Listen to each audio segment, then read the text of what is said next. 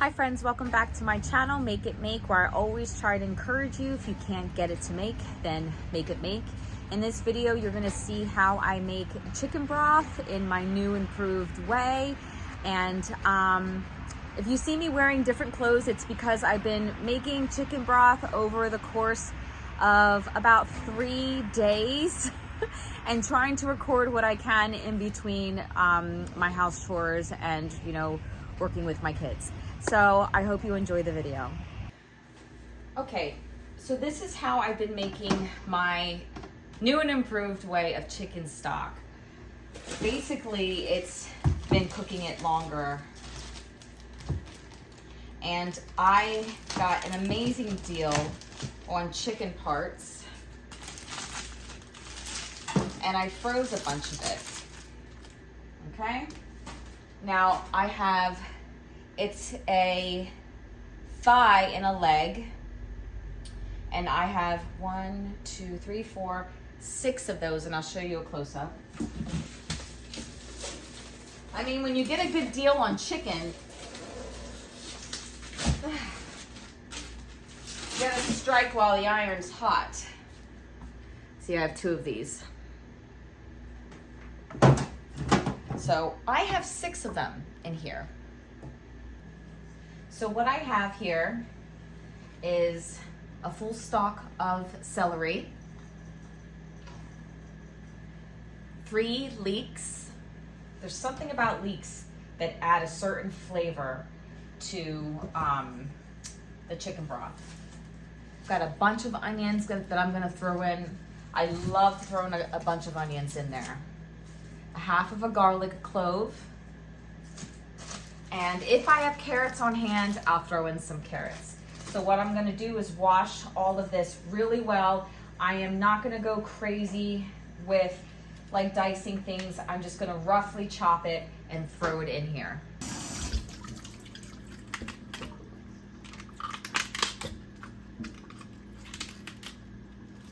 And again, I just roughly chop it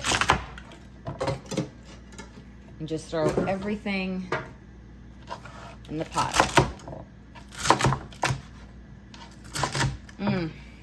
I absolutely love the smell of freshly washed celery.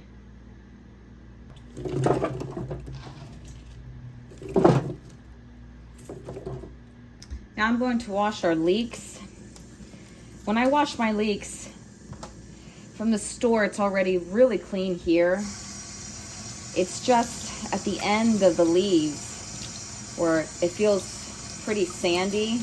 That's like the texture that I feel. So I try to wipe them down, each one, as much as I can.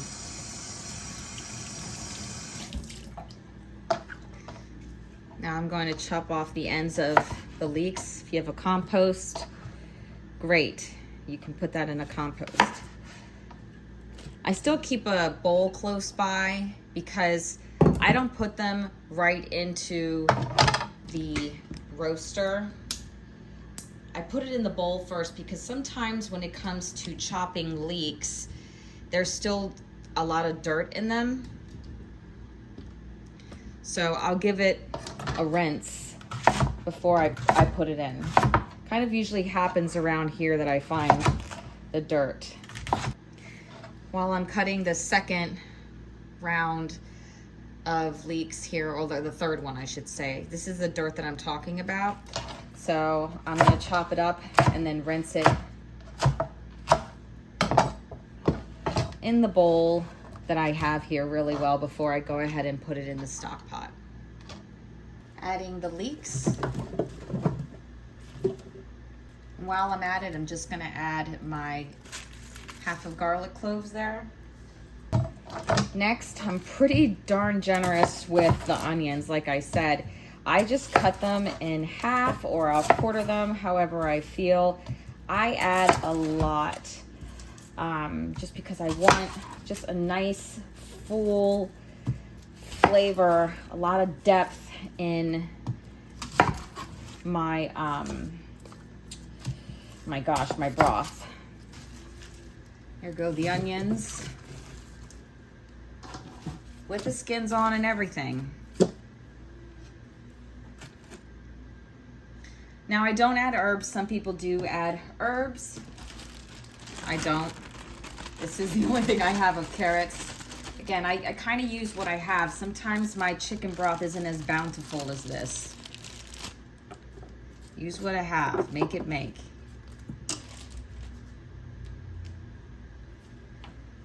And now I'm just going to add the water. Okay, well, I moved my roaster. I usually keep it on the black top here. I added all the water, but I set it to 350, and I'll keep it there until it gets to a boil, and then I'll keep it on 175 overnight. All right, so here is the chicken stock after sitting all night, and this is the result. Now I have my funnels here from 4 jars. I have been doing canned up 1 jar already, but I want to show you these. They're awesome. If you don't have them, I mean, it's a wonderful convenience tool with the funnel for the regular mouth. They also have one for the wide mouth. But then this strainer right here is amazing, especially if you're going to be canning something like chicken broth, where it just makes it easier to ladle in a jar, because then it just catches all the scraps for me. And I used to have to strain the whole thing first before I went ahead and before I ladled it into jars, but this makes it a lot more convenient and easy for me. Now I'm going to stop here for a moment. And some people, they don't cook their chicken broth as long as I do. And that's completely fine. To each their own, you know, seriously. But the reason why I do is that I find it to be such a beautiful amber, like this golden look to it. And that's what I feel like I can achieve when I have it in the roaster longer at a low temp. I don't want a translucent broth. I've seen that, and I just feel like the longer I cook it, the darker and deeper it gets, and I feel like it brings the broth a lot more depth.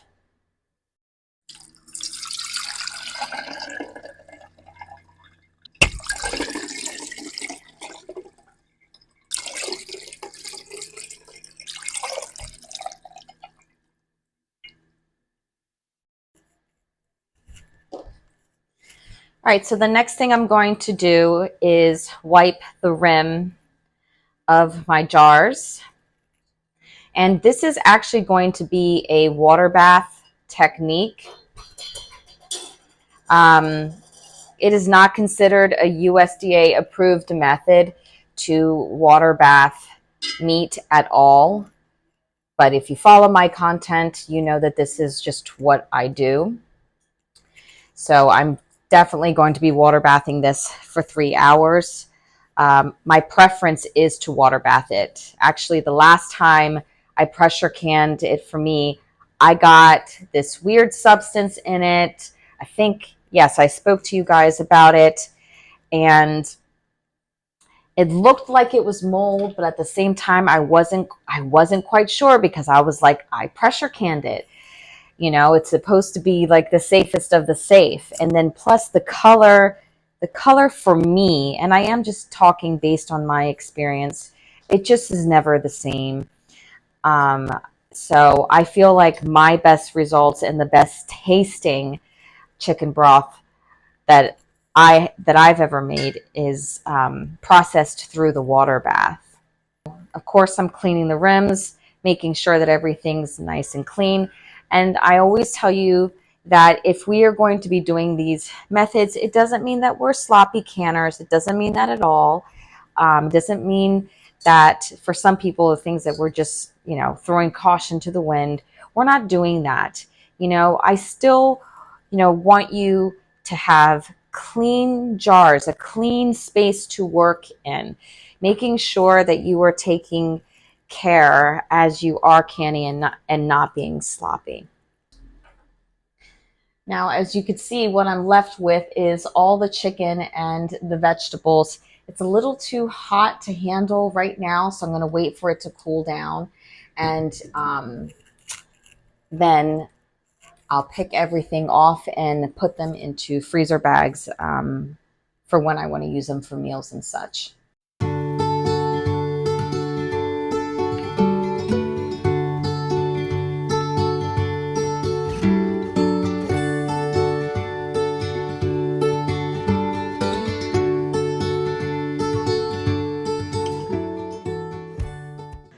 So here we have all the chicken that I picked off that we will save for meals. And then I have these bones that I'm going to place in the dehydrator. I have my Camp Chef ready to go. I love this thing. It's able to hold my Amish canner, which I also love and do not ever want to live without again, because it makes projects like the one I have right now a lot easier to can, way more faster is what I should say. It also has a spout on the end. That way when I'm done, I'm not carrying this large canner with all this water, trying to dump it. You know, as I'm getting older, canning gets harder just because it's heavy. It's heavy work. So I have a spout at the end of it, and it just allows the water to just drain out and makes it super easy. Plus, one of the things I love so much about this is that I do not have to bring the heat in the house. So even if I didn't have this Amish canner, I can still put 2 canners on each side because it's a double burner and keep the heat out of the house. Good Lord. We have a lot of trucks and farming equipment going on right now. But anyway, let's bring this out and start our water bath, which is going to be 3 hours.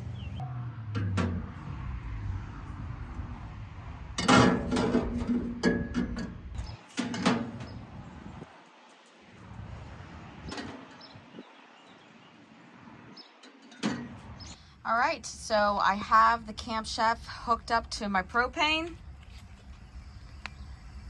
Got the fire lit. Have all my quart jars in. Everything's in here. I'm just gonna put the lid on. And I'm not gonna start my timer until it reaches a rolling boil. That's how, you know, we've always done it. And it's gonna be 3 hours. Yeah, and if you're interested in this, I'll make sure I have the links for everything if you are.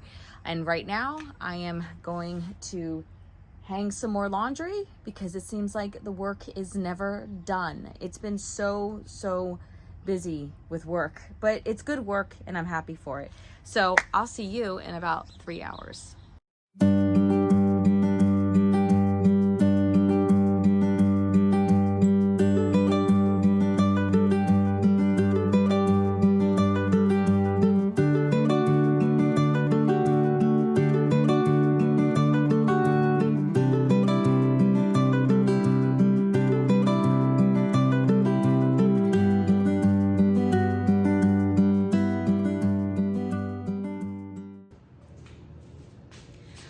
So right behind me, I already have some chicken bones that are dehydrating from yesterday's batch of broth. And today I'm going to be putting in more. I'm going to put the heat at 140 between 12 and 24 hours. It all depends, you know, like I said when I first got my dehydrator, it's done when it's done. So I will continually check on them to see how brittle they are. I'm not gonna tell you what I'm gonna do with them yet because that's gonna be for the next video, but it just goes to show how you can take an animal and use it in its entirety. All right, so it's been a long couple of days. We're in the evening now and I'm finally done with canning everything. I just brought in the last jars from the Amish canner. I had to quickly hurry because it was raining outside, but 19 jars, guys. 19 quarts of beautiful, fresh, amazing, liquid gold chicken broth. That's what I want for my recipes. and I really just wanted to take a couple days and just bang it out. So I'm super excited to have this load in my pantry.